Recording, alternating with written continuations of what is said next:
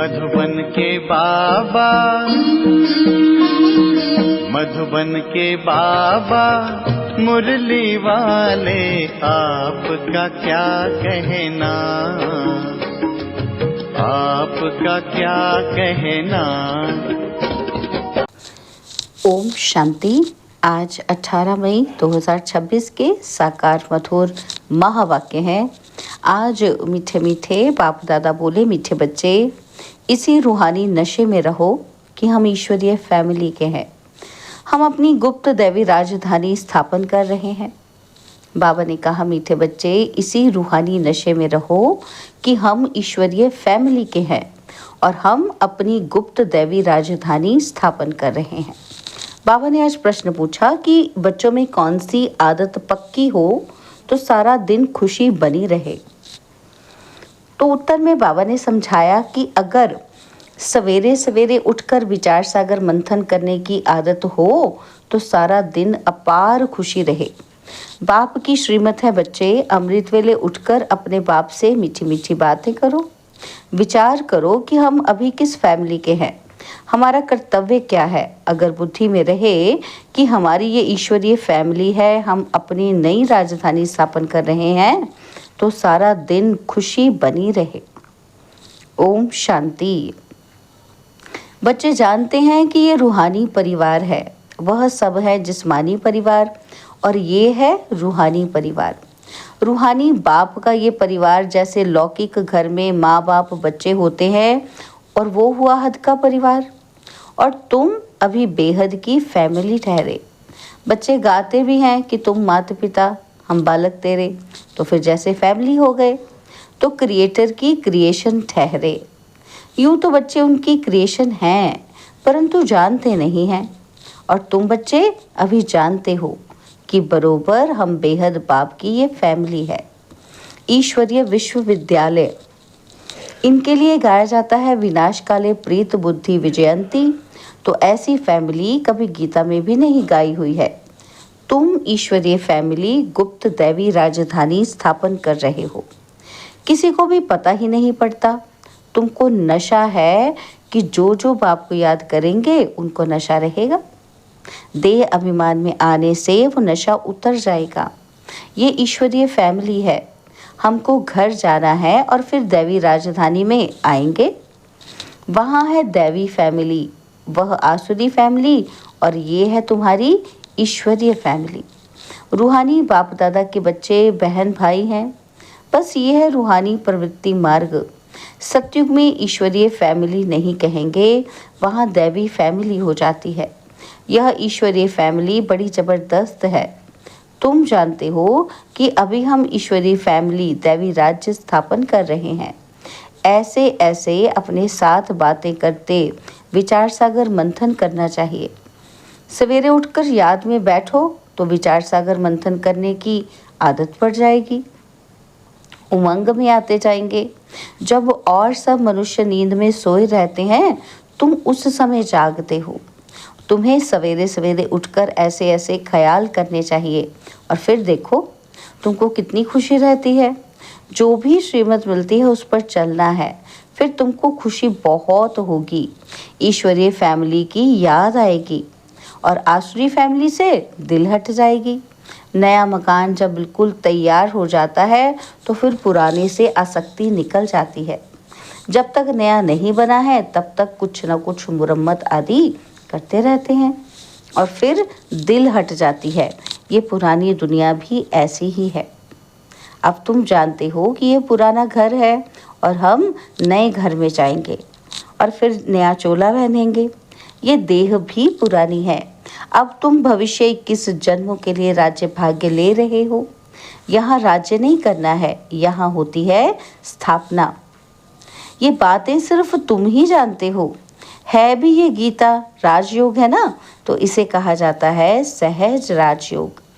अनेक बार तुम इस राजयोग अभ्यास द्वारा दैवी राज्य स्थापन करते हो।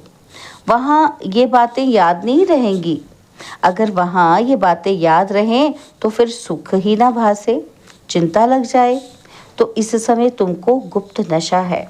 ऊंच से ऊंच बाबा की ये फैमिली है। इसको कहा जाता है ईश्वरीय गुप्त फैमिली टाइप, ईश्वरीय विश्वविद्यालय, ईश्वरीय यज्ञ भी कहते हैं। फैमिली है, हमको बहुत लवली बनना है। भविष्य में तुम बहुत लवली बनते हो। तुम हो रूप बसंत, आत्मा रूप भी है, बसंत भी है। इतनी छोटी सी आत्मा अविनाशी पाठ बजाती है। इस समय तुम रूप बसंत बने हो। बाप ज्ञान का सागर है, ज्ञान जरूर देंगे जब इस शरीर में आएंगे। कब देंगे ज्ञान? जब इस शरीर में आएंगे। बाबा कहते तुम जानते हो कि ज्ञान की वर्षा बरसाते हैं। एक एक रत्न लाखों रुपयों का है। अब तुम आत्माओं को बाप का परिचय मिला है, बाप ने स्मृति दिलाई है और तुम्हारी बुद्धि में है कि ये 84 का चक्र कैसे फिरता है। इसलिए तुम्हारा नाम ही है स्वदर्शन चक्रधारी। विष्णु व लक्ष्मी नारायण स्वदर्शन चक्रधारी नहीं थे, उनमें ये ज्ञान ही नहीं होता। अभी आत्मा को ये ज्ञान मिलता है सृष्टि का चक्र कैसे फिरता है। भल त्रिमूर्ति कहते हैं तो भी शिव नहीं दिखाते। त्रिमूर्ति के चित्र बहुत देखे होंगे। साकार में प्रजापिता ब्रह्मा तो यहाँ है ना, यह हो गया बहुत पुराना। ग्रेट ग्रेट ग्रैंडफादर, तो ये हुआ प्रजापिता ब्रह्मा का सिजरा। बाप सृष्टि रचते हैं ब्रह्मा द्वारा, तो ब्रह्मा बड़ा हुआ ना, दिखाते भी हैं कि बूढ़ा है। ये 84 जन्मों का चक्र लगाया हुआ है। अभी तुम इन बातों को समझ गए हो। ये भी जानते हो कि बाप के तो सब बच्चे हैं। आत्माओं को बाप का परिचय देना है। अभी भारत का बहुत बड़ा कल्याण हो रहा है। सब आत्माएं पवित्र हो मुक्ति धाम में चली जाएंगी। तुम हो ही भारत की सेवा पर। भारत खास, दुनिया आम। तुम अभी थोड़े हो जो इन बातों को समझते हो। और फिर नटशल में समझाया जाता है कि बच्चे मन मना भव। अलग में भी समझाया जाता है कि जो कुछ है दैवी राजधानी स्थापन करने में लगाओ। बापू गांधी क्या करते थे? वह भी राम राज्य चाहते थे। कैसा वंडरफुल खेल है ना। तो अभी तुम साक्षी हो, खेल देखते हो। तुमको हंसी आती है, कहाँ की बातें कहाँ ले जाते हैं।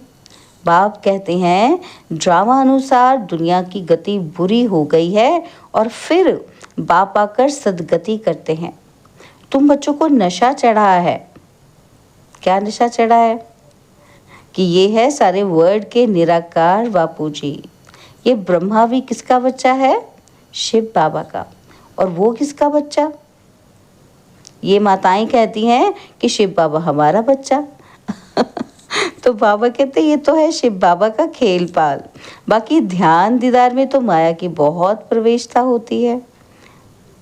तो बाबा कहते ये जो कहते हैं ना कि हमारे में शिव बाबा आते हैं, शिव बाबा ये बोलते हैं, तो ये सब भूत की प्रवेशता है। तुम बच्चों को खबरदार रहना है। ये भूत की बीमारी ऐसी है जो दोनों जहां से उड़ा देती है। यह कभी भी ख्याल नहीं आना चाहिए कि हम साक्षात्कार करें।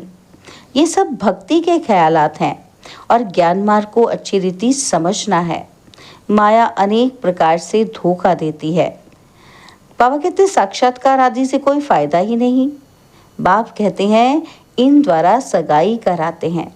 बाप का फरमान है तुमको कोई भी देहधारी को याद नहीं करना है।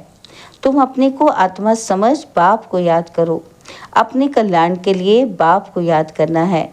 ये तो बहुत समझ की बात है। बाबा को कोई भी समाचार लिख सकते हैं। कई बच्चों को तो इतनी भी अकल नहीं कि बेहद के बाप को चिट्ठी में अपनी खुश खैराफात का समाचार लिखे। लौकिक बाप को चिट्ठी ना लिखे तो आराम ही फिर जाता है। तो ये भी बेहद का बाप है। देखते हैं कि मास 1.5 मास चिट्ठी ही नहीं आती है तो समझते हैं कि इनको शायद माया खा गई। जो ऐसे पारलौकिक बाप को चिट्ठी ही नहीं लिखते। इतना तो लिखना चाहिए ना कि बाबा हम नारायणी नशे में सदैव रहते हैं। आपकी दी हुई युक्ति में ही हम तत्पर हैं। तो बाबा समझेंगे कि सब राजी खुशी है। चिट्ठी नहीं लिखेंगे तो समझेंगे बीमार है, याद में ही नहीं रहते। नहीं तो बाबा को समाचार देना है कि बाबा हमने ये सर्विस की है, इनको समझाया और इनकी बुद्धि में पूरा नहीं बैठा, तो फिर ये भी समझाएंगे कि इस रीति समझाओ। बाबा कहते भक्ति मार्ग में जो कुछ भी करते हैं ना, समझते कुछ भी नहीं है। मुख्य बात बाप को ही नहीं जानते। बाप को जानने से भारत सदगति को पाता है और बाप को ना जानने के कारण भारत बिल्कुल दुर्गति को पा लेता है। अब बाप तुम बच्चों को समझाते हैं कि हम तुमको सदगति में ले जाऊंगा, बाकी सबको मुक्ति में ले जाऊंगा। भारत जीवन मुक्ति में है तो बाकी सब मुक्ति में है। ये चेंज सिवाय बाप के और कोई नहीं कर सकता है। सर्व का सदगति दाता एक ही बाप है। सर्व की सदगति जरूर कल्प कल्प संगम पर ही होगी। तुम जानते हो कि हम आत्माओं का रूहानी बाप एक है, उनको आत्मा ही याद करती है। तुमको भक्ति मार्ग में दो बाप हैं, सतयुग में है एक बाप और संगम पर है तीन बाप। प्रजापिता ब्रह्मा भी तो बाप ठहरा ना, और शिव बाबा भी बाबा है, और वह है सर्व आत्माओं का बाप। उनसे ही वर्षा लेना है। उनको याद करने से ही विकर्म विनाश होंगे। ब्रह्मा को याद करने से विकर्म विनाश नहीं होंगे। इसलिए शिव बाबा को ही याद करना है। हम उनके बने हैं।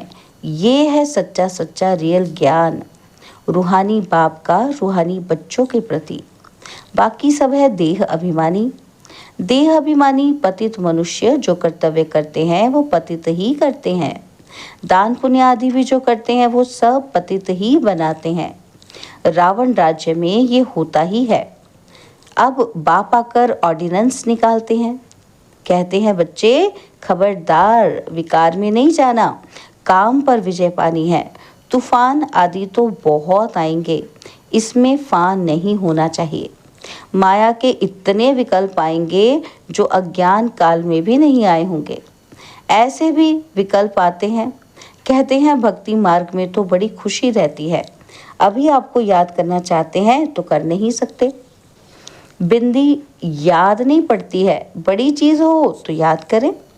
बाबा कहते हैं कि तुम शिव बाबा कहकर याद करो। इस पुरानी दुनिया को भूल जाओ, तुम शांति धाम में याद करो। सिर्फ शांति धाम को याद नहीं करना है, बाप की याद से ही विकर्म विनाश होंगे। आत्मा का स्वीट बाप से लव चाहिए।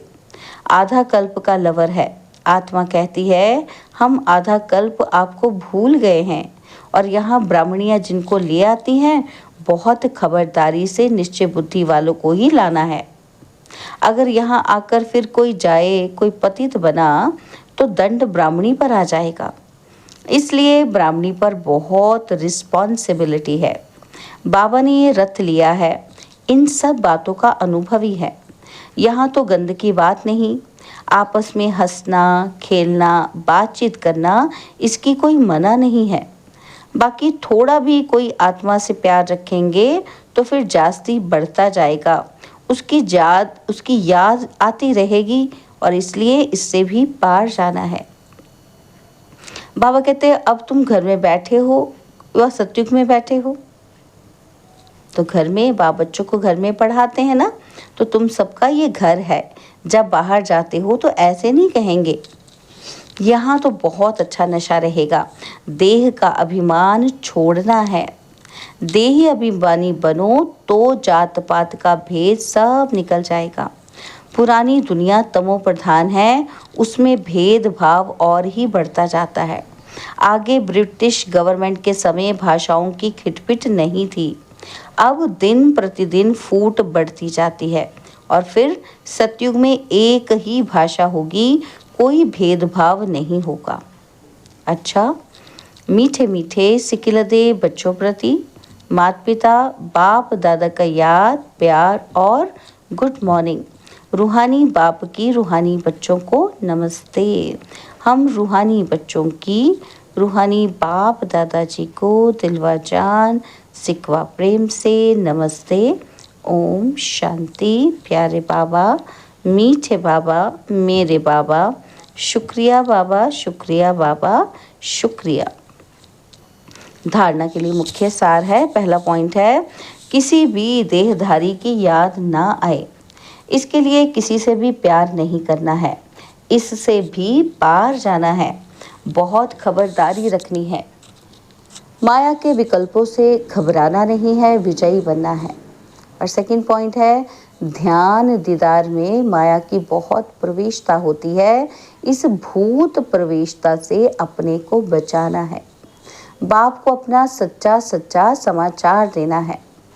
बाबा ने आज वरदान दिया कि हर बात में सार को ग्रहण कर ऑलराउंड बनने वाले सरल पुरुषार्थी भव। हर बात में सार को ग्रहण कर ऑलराउंड बनने वाले सरल पुरुषार्थी भव। बाबा कहते, जो भी बात देखते हो सुनते हो उसके सार को समझ लो, और जो बोलो, जो कर्म करो उसमें सार भरा हुआ हो तो पुरुषार्थ सरल हो जाएगा। ऐसा सरल पुरुषार्थी सब बातों में ऑलराउंड होता है, उसमें कोई भी कमी दिखाई नहीं देती, कोई भी बात में हिम्मत कम नहीं होती, मुख से ऐसे बोल नहीं निकलते कि हम ये नहीं कर सकते। ऐसे सरल पुरुषार्थी स्वयं भी सरल चित्त रहते हैं और दूसरों को भी सरल चित्त बना देते हैं। स्लोगन है, साधन यूज करते उनके प्रभाव से न्यारे और बाप के प्यारे बनो। साधन यूज करते उनके प्रभाव से न्यारे और बाप के प्यारे बनो। बाबा के व्यक्ति इशारे हैं, सदा अचल अडोल एक रस स्थिति का अनुभव करो। बाबा कहते, एक रस स्थिति बनाने के लिए सिवाय एक के और कुछ भी देखते हुए ना देखो। ये जो कुछ देखते हो ये कोई भी वस्तु रहने वाली नहीं है। तो एक रस स्थिरम तब रह सकेंगे जब कोई भी दृश्य देखते क्यों क्या की उत्पत्ति ना हो। यही व्यर्थ संकल्पों की हलचल का कारण है। इस क्यों की समाप्ति के बाद ही संपूर्णता आएगी। अच्छा, ओम शांति। तो आप सभी ने बहुत एकाग्रता से मुरली सुनी। तो अभी आप सभी सेवार्थ कमेंट में ज़रूर लिखेंगे कि आपको कौन सा पॉइंट अच्छा लगा। तो आपकी जो शेयरिंग है वो बाबा के ज्ञान को और बढ़ाने में, समझाने में मदद करेगी। तो सभी कमेंट्स ज़रूर करें। ओम शांति।